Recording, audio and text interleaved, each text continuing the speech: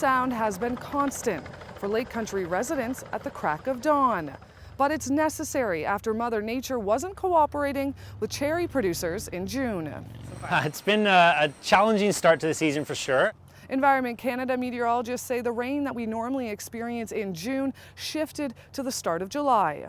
This June, we only received about half the amount of precipitation that we normally get in the Okanagan, but that was mainly because that cold low season that brings those June rains to the Okanagan was delayed by like 2 to 3 weeks. So the precipitation was shifted accordingly into July as well. The rain can cause splitting in the fruit, so if you get really like high powerful rain that comes in, even up to hail, it can cause like little divots in the fruit. But what you really want to try to avoid is the water soaking into the fruit, and then when the heat comes it causes the cherries to expand, which really causes the splitting.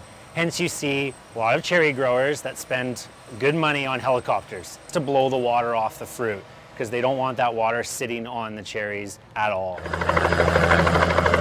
If you're a grower and this is your livelihood and you're looking at your fruit and it's got water all over it, you need to do what you can do to get the water off the trees. So it's the easiest and fastest way to do it, probably the most expensive, but at the end of the day, and if you're getting really good returns for that fruit and the quality's there, it's worth it. We also will find with growers when it does get a little too hot is they'll pick early in the morning.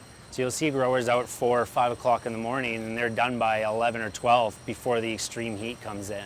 This year there aren't as many cherries as years in the past, but the experts say the quality of them is much higher. The fruit that we have been able to get off the trees has been really good. We've got really good size, we got really good sugar levels or Brix levels on the fruit. There's a huge demand for Canadian cherries, not just in Canada and in Western Canada, but across the world. China was a new market that opened up for Canada just a few years ago, and we're really seeing strong results from that market. The Chinese want Canadian grown cherries. For the most part, we've gotten most of the precipitation that we're going to get here in July. With less rain forecast, that also means less activity from helicopters. Alana Kelly, Castanet News, Kelowna.